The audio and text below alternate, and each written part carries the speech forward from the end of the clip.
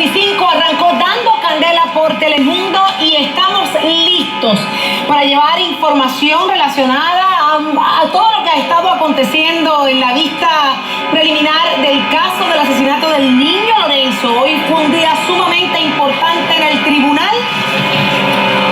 Fernán, relacionado a esto, ¿quién nos acompaña en el día de hoy? Buenas tardes, Saudi. Buenas tardes, público televidente. Nos acompaña aquí a nuestra izquierda el perito forense Denis Morales, quien nos va a estar contestando todas las dudas que ha habido hasta el momento, sobre todos los testimonios que ha habido sobre la muerte de Lorenzo, porque, señoras y señores, hoy se habló en sala de desprendimiento del rostro de Lorencito cuando llegó al CDT. Usted pendiente a este crudo relato que les tenemos en el día de hoy.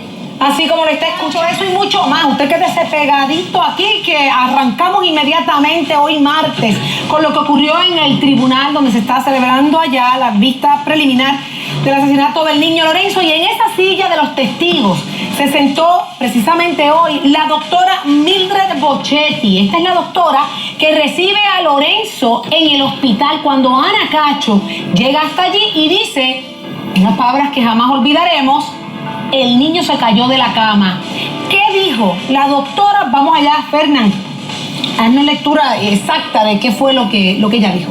Señores, sumamente desgarrador su relato. Vamos a comenzar. Ella comenzó diciendo en sala que el 8 de marzo hacía turno de 11 de la noche a 7 de la mañana junto a una enfermera graduada, Iris Negrón. Y citamos a la doctora: esa noche, que ya era madrugada, como a las 5:30 de la mañana, llega esta mamá pidiendo auxilio. Entró por la puerta de emergencia. Yo estaba en la oficina, salgo a ver lo que pasa y nos encontramos en el pasillo.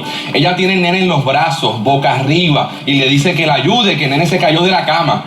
Hoy pues la dirigió al área de cirugía para que lo colocara en la camilla.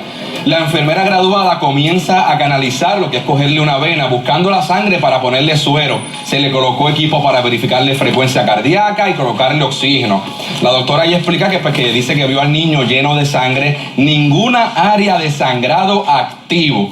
Cacho le dijo que el nene se cayó de la cama.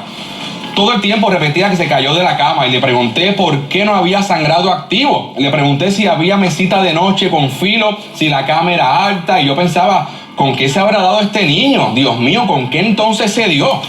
Ahí le cuestionó a la doctora que desde arriba no le notaba hematoma ni sangre activa. En ese momento la doctora no vio herida con sangre seca. Cacho, explica la doctora, estaba sentada encima de la camilla, le decía al nene que despertara, que lo iba a llevar a la escuela mañana. Ay, ahí continuó la doctora relatando: le iba a poner sal al oxígeno y al querer darle CPR, Cacho me dijo: si me necesitas, ¿puedo ayudar? Le dije que sí, que si ella quería ayudar, le doy las compresiones y ella con la mascarilla. Ella aguantó la boquilla para darle CPR a Lorenzo. Le practican el CPR, la doctora ordena se le pusieran medicamentos al niño. La línea estaba flat. Veo al niño que no estaba reaccionando. Ordené se pusiera medicamento y decidí a que se le entubara.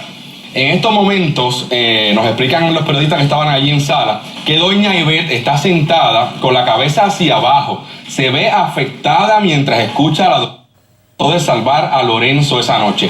Continúa la doctora: salí y ordené se llamara a la policía. La orden de llamar a la policía la di a la enfermera práctica. También ordené llamar a la ambulancia por si la necesitaban, por si el niño reaccionaba. Cuando voy a entubar al niño, llegó la policía. El agente entró para sacar a Cacho para yo entubarlo. Cuando voy a entubar, veo mucha sangre coagulada, otra semilíquida y otra semisólida. Cuando voy a entubar, parte de la cara se desprende. Wow, Fernán, vamos a hacer un alto.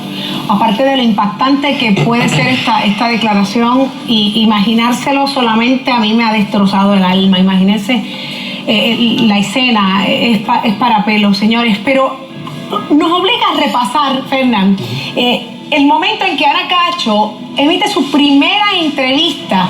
Específicamente lo hizo para Noti1, donde habla cómo ella sentía los chorros de sangre de Lorenzo mientras ella misma lo transportaba al hospital. Vamos a escuchar esa entrevista que se remonta al 2010. Escuchemos. Y llama abuelo. De hecho, en el CDT, yo oigo que ella está hablando con su papá y yo siento ya, yo estoy guiando con el niño en brazos. Le estoy diciendo, por favor, corre, que es serio, porque yo sentía ya todos los chorros de sangre por toda mi camisa. Una vez llego al CDT, me bajo del carro, las niñas se quedan en el carro, dejo hasta el carro prendido conmigo. Chorros de sangre por toda mi camisa, era lo que ella sentía, y escuchar las declaraciones de la doctora combinado con esto es increíble. Usted debe estar acostumbrado con los 17 años que lleva investigando como perito electricista, no, perito forense, debo decir. Cuando usted escucha situaciones como esta, ¿qué le viene a la mente inmediatamente? Hay irregularidades, hay muchas interrogantes ahora mismo con lo que hemos escuchado hasta el día de hoy. Sí, correcto. Dejándonos llevar, ¿verdad?, de la declaración de la doctora, lógicamente por su expertise en la medicina, ya ella ante sí sabe que tiene una herida que no es compatible con una caída. Correcto. Porque por varias razones. Número uno, estamos hablando de que cantidad de sangre. Cuando hay mucha cantidad de sangre ya se entiende que es una herida sumamente abierta, por eso es que está, ¿verdad?, la pérdida de esta sangre. Y lógicamente si ella está, que mencionó, mesita de noche, significa entonces que estamos hablando de una herida que tiene que ser lineal, abierta, ¿verdad?, grande, digamos, tiene que ser una herida que para poder crearse tiene que haber ejercido una fuerza, una presión con un objeto contundente, que puede ser hasta una misma mesa, un filo de una mesa, para lograr abrirse, ¿verdad? Estamos hablando también de que Ana Cacho está hablando de la gran cantidad de sangre que está saliendo, que la tiene por la ropa. Hay que ver, ¿verdad?, si en ese momento ella buscó en el cuerpo del niño a ver de dónde provenía esa sangre. Ella dice que no, que ella se ocupó en solamente llegar al CDT, que por cierto queda muy cerca de su residencia, y que ella no se percata de las heridas y de los golpes que tiene Lorenzo. Incluso lo vamos a escuchar más adelante cuando la doctora relata el momento en que se encuentra con esas heridas. Pero vamos a escuchar y a ver lo que ocurrió durante esta vista preliminar en el día de hoy, porque Leo Fernández, usted sabe que allí está destacado. Vamos a ver esto. Ni lo sé, ni lo aseguro, no sé. Yo no sé si lo hizo o quién lo hizo. Que lo averigüen ellos. Pero usted dice que hay mucha publicidad, que usted entiende que sí, no, sí, demasiado. pero que entonces no lo hizo. Ay, bendito sea Dios. Yo no sé si lo hizo o no lo hizo. Porque yo no puedo decir, porque tan poquito tiempo, y yo lo conocía por mucho tiempo, este tipo es así, pues uno puede decir, pero yo no sé. Licenciada López Mulero, ¿qué le ha parecido hasta ahora el proceso? Mira, a mí me parece que este proceso no fluye, que es un proceso que es algo insólito, por no decir que francamente aquí no aplica ninguna regla. Aquí los fiscales declaran, ellos hacen las preguntas y ellos mismos se las contestan, los testigos hablan lo que no se les pregunta o lo que se imaginaron que ocurrió. O sea, esto es sencillamente algo inusitado, que es consono con lo que habíamos adelantado. O sea, la prueba no fluye, no fluye. ¿Y la defensa de Rivera Seixas? Pues mira, los abogados obviamente tienen su estrategia. Yo no estoy aquí para evaluar el trabajo de nadie. Yo simplemente te estoy diciendo como espectadora que llaman, o sea, hiere la retina lo que está pasando en este proceso. El único que conecta, el que habla del manco, ha sido el señor Vázquez. Bueno, él habla de un hombre que le faltaba un brazo. Y entonces él no tiene memoria de muchas cosas. Pero fíjate que lo más interesante es que en este tipo de testigos, que son testigos de hecho, que son fundamentales en el caso contra el manco, bajo la nueva teoría, fíjate qué cosa que nadie le tomó una declaración jurada a esta gente. La información que nosotros tenemos es que precisamente el señor Vázquez recibió unas llamadas del número que el manco le había llamado. Él le había pedido el teléfono celular al señor Vázquez, había llamado a un abogado que dijo él luego que era su padrastro, y ese abogado le devuelve la llamada al número y contesta el señor Vázquez, y entonces que le informa que el manco estaba fuera de la cárcel, lo que le extrañó a este caballero, toda vez que la familia del manco le tiene terror. Así las cosas, luego el supuesto padrastro llamó a la policía y le informó que Rivera Seijo estaba fuera de la cárcel. Se va a poner interesante cuando se pruebe, se den el detalle de las llamadas y se sienta a declarar a la persona, al padrastro del manco. Cuando se siente a declarar el padrastro del manco, una persona que teníamos fuera del panorama en todo este caso, y a juzgar por lo que dice Leo y su análisis, ¿verdad? Debe ser un testimonio interesante. Pero, Fernán, vamos a seguir leyendo el informe del día de hoy. Eso es así, continuamos con el relato que estuvo ofreciendo la doctora Mildred Bochetti hoy en la sala. A preguntas obviamente de la fiscal, la doctora dice que al principio no vio heridas, cuando lo empezó a entubar vio fractura en la nariz y luego ve herida al lado derecho, cuando lo iba a entubar y le encuentra otra herida. Y la doctora continúa así, relatando: no lo vi mucho por detrás para no alterar la escena, no logré entubarlo, la madre de Lorenzo estaba afuera, los medicamentos no le hicieron nada, se le suministraron 2 veces, pregunté cuánto tiempo llevaban dentro, me dijeron media hora y lo declaro muerto a las 6 en punto de la mañana. Lo verifiqué en el reloj. De ahí hice lo más difícil, decirle a la mamá. Cuando salí a informarle a Cacho, había mucha gente del CDT. La fiscal interrumpe y le pregunta qué hizo Ana Cacho, ¿verdad? Cuando le notificó que había muerto el niño. La doctora dice: no sé qué hizo, había mucha gente alrededor de ella. No hubo paramédicos que atendieran a Lorenzo porque el niño fue transportado por su madre. Estaban allí, pero nunca lo transportaron. En este momento, doña Ivette sigue en sala con la cabeza hacia su falda. Tiene un paño blanco en su mano derecha y sigue con el rostro tapado. Se le preguntó cuántas veces atendió a Lorenzo. Doctora dice: lo atendió en el 2006 porque se cayó de la cama y ella le cogió puntos en la mandíbula. En esa ocasión no llamó para que se radicara una querella en la policía. La fiscal le pregunta: ¿usted preparó un documento ese día? Sí. ¿Recordaría los récords médicos si los viera? Sí. En ese momento buscan el documento para que la doctora lo identifique, le entregan los récords médicos a la defensa para que los revisen. Y continuamos con el relato de la doctora, donde dice: el informe refleja, no tenía signos vitales, pupila dilatada, no sonido respiratorio, no estaba oxigenando, no tenía pulso, no tenía presión, no se escuchaba y la enfermera no podía ubicarla. Reitera la doctora que lo declaró muerto a las 6 en punto de la mañana, la sangre era seca, no se veía de dónde venía el sangrado al momento en que el niño llega. Doctora hizo gestiones para que se llamara a la policía, en ese momento no pensó, era un crimen. Ordené llamar a la policía porque tenía trauma que no era normal y sin vitales. No había mesita de noche, la cama no era alta, pero en ese momento no pensé en la palabra crimen. Le daba movimiento artificial al corazón, que no es necesariamente que el niño estuviera vivo, era por las compresiones para ver si lo podíamos revivir.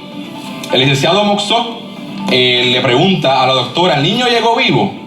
La doctora dice: no, el niño no llegó vivo. La doctora es cuestionada sobre la hora de la muerte del niño.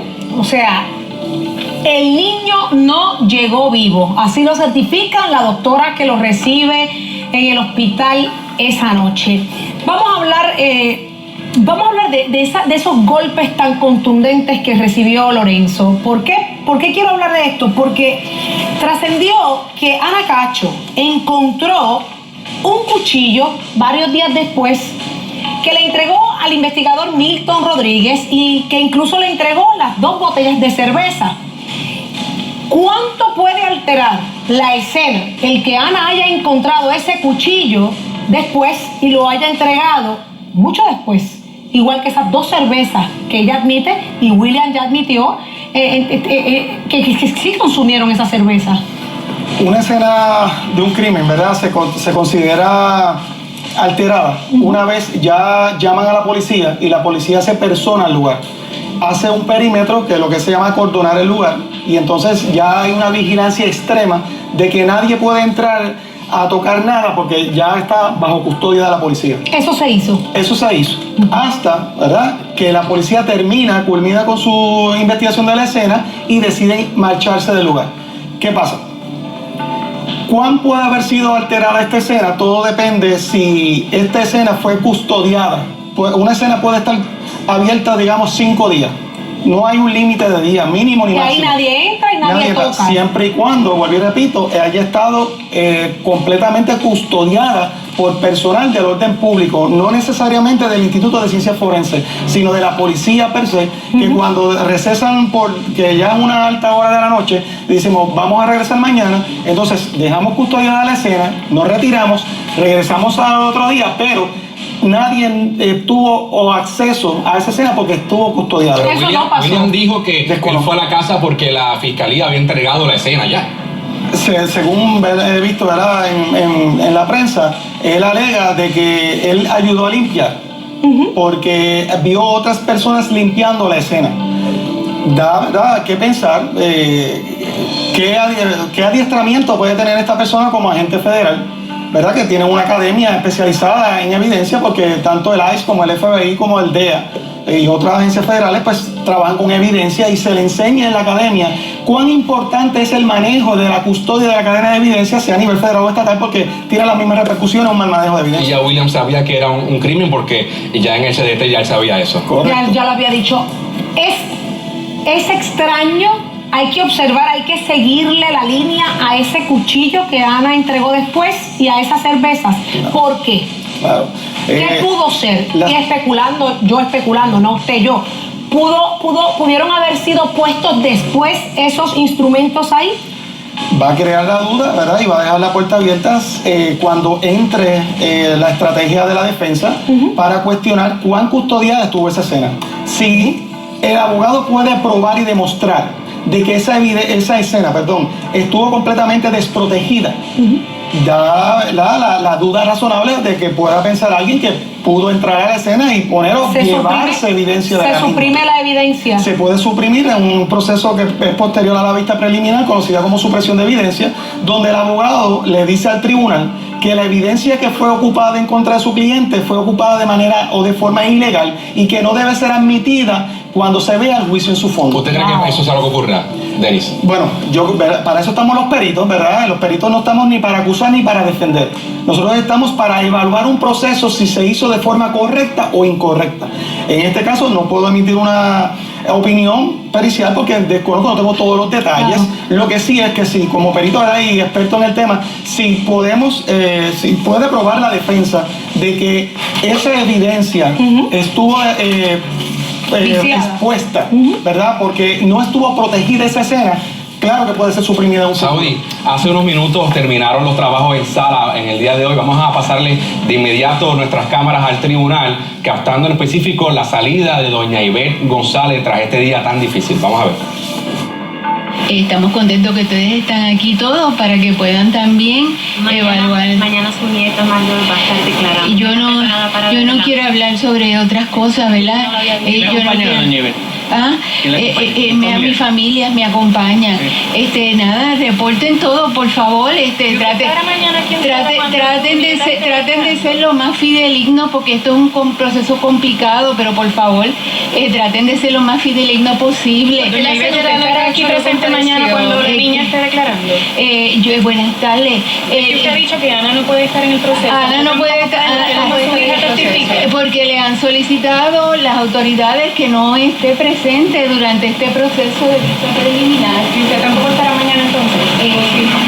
Buenas tardes a todos, que vayan. Día 5, vista preliminar. Esa era doña Ivette. Hay mucho más que hablar. Sabemos que usted le está dando seguimiento al caso. Queremos extender y mantener abierta esta invitación a Dando Candela.